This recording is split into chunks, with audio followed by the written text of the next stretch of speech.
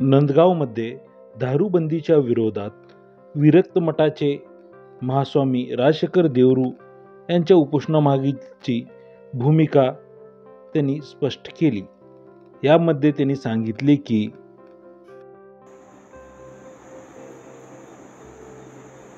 ಶ್ರೀ ಗುರು ಬಸವಲಿಂಗಾಯ ನಮಃ.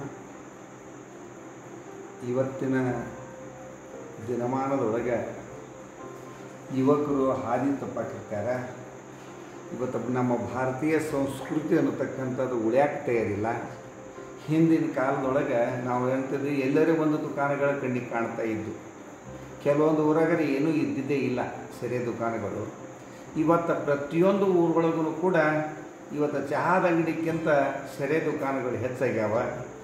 ಹೆಚ್ಚಾಗಿದ್ದರಿಂದ ಇವತ್ತು ಹುಡುಗರು ಭವಿತವ್ಯ ಬಹಳಷ್ಟು ಮಟ್ಟಿಗೆ ಹಾಳಾಗಕತ್ಯಾವ. ಆರೋಗ್ಯನೂ ಹಾಳಾಗಕತ್ಯದ, ಅವ್ರ ಶಿಕ್ಷಣ ಹಾಳಾಗಕತ್ಯದ, ಮನೆತನದ ಪರಿಸ್ಥಿತಿನೂ ಕೂಡ ಹಾಳಾಗಕತ್ಯದ.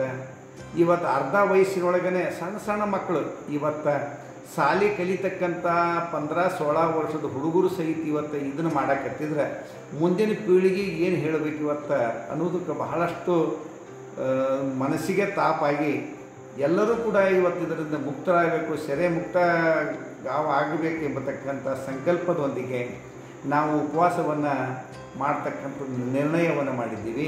ಅದಕ್ಕೆ ತಾವೆಲ್ಲ ಕೂಡ ಊರಿನ ಜನರೆಲ್ಲ ಸಹಕಾರ ಕೊಟ್ಟಿರಿ.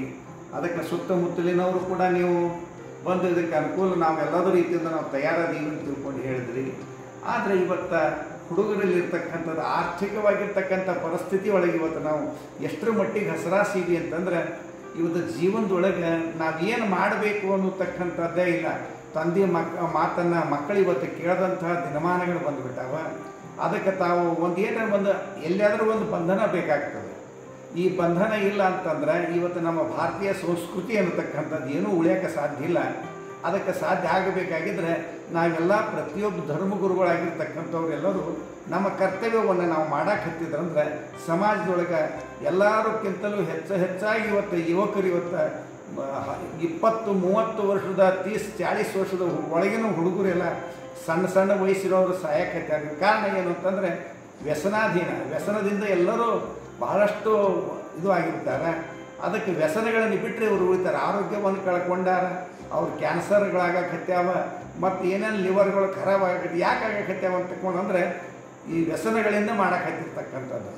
ಇವತ್ತು 20 ವರ್ಷದ ಒಳಗಿನ ಹೆಣ್ಮಕ್ಳು ಇವತ್ತು ವಿಧವೆಯರಾಗಕ್ಕೆ ಕಾರಣ ಏನಂತಂದ್ರೆ ಒಂದು ಸೆರೆ ದುಕಾನ. ಸರ್ಕಾರ ಒಂದು ಕಡೆ ಕೊಡ್ತದ, ಒಂದು ಕಡೆ ಕಸುಗೊತ್ತದ. ಆ ಸರ್ಕಾರ ಇವತ್ತು ಏನು ಮಾಡಕತ್ತದ, ಲಾಡಿಕೆ ಬೈನ್ ಅಂತಾರೋ ಏನೇನೋ ಅಂತಾರೆ. ಅವೆಲ್ಲ ಯಾಕೆ ಮಾಡಕತ್ಯಾರ ಅಂತಂದ್ರೆ ಇಲ್ಲಿ ಕೊಡೋದು, ಮತದಾನ ಸಭೆ ಕೊಡೋದು, ಪ್ರತಿಯೊಬ್ಬ ಒಕ್ಕಲಿಗರನ್ನು ಹಾಳು ಮಾಡಕತ್ತಿರ್ತಕ್ಕಂಥದ್ದು ಪ್ರತಿಯೊಂದು ಸರ್ಕಾರಗಳು. ಅದು ಸರ್ಕಾರ ಇದು ಸರ್ಕಾರ ಅಂತನಲ್ಲ, ಈ ಎಲ್ಲ ಸರ್ಕಾರಗಳು ಕೂಡ ಇವತ್ತು ದುಡಿತಕ್ಕಂಥದ್ದು. ಬಸವಣ್ಣನವ್ರು ಹೇಳಿರ್ತಕ್ಕಂಥದ್ದು ಕಾಯಕವೇ ಕೈಲಾಸ. ಇವತ್ತು ಕಾಯಕ ಇಲ್ಲದ ಎಲ್ಲರೂ ಮುಂಚೆಲ್ಲ ನನ್ನ ಬ್ಯಾಂಕಿನೊಳಗೆ ಅಕೌಂಟ್ನಾಗ ಏನು ರೊಕ್ಕ ಬಿದ್ದಾವ, ನೀನು ಬ್ಯಾಂಕಿನಾಗ ಎಷ್ಟು ಅಕೌಂಟ್ ಇತ್ತು, ಇದನ್ನೇ ಹುಡುಕಾಡಕತ್ಯಾರ. ಹೊಲಕ್ಕೆ ಹೋಗ್ತಕ್ಕಂಥದ್ದು ಇವತ್ತು ಉಳಿದಿಲ್ಲ. ಅದಕ್ಕೆ ನಾವೆಲ್ಲರೂ ಕೆಲಸದ ಕಾಯಕದ ಮಹತ್ವವನ್ನು ಅರಿತುಕೊಂಡು ನಡ್ಕೊಂಡ್ರೆ ಜೀವನ ಸಾರ್ಥಕ ಆಗ್ತದೆ, ಇಲ್ಲದಿದ್ದರೆ ಆಗೋದಿಲ್ಲ ಎಂಬತಕ್ಕಂಥ ವಿಚಾರಕ್ಕಾಗಿ ನಾವು ಎಲ್ಲರಿಗೂ ಕೂಡ ಇದನ್ನು ಮಾಡೋಣ ಎಂಬತಕ್ಕಂಥ ನಿರ್ಣಯ ಮಾಡಿ ಉಪವಾಸವನ್ನು ಕೈಗೊಂಡಿರ್ತಕ್ಕಂಥ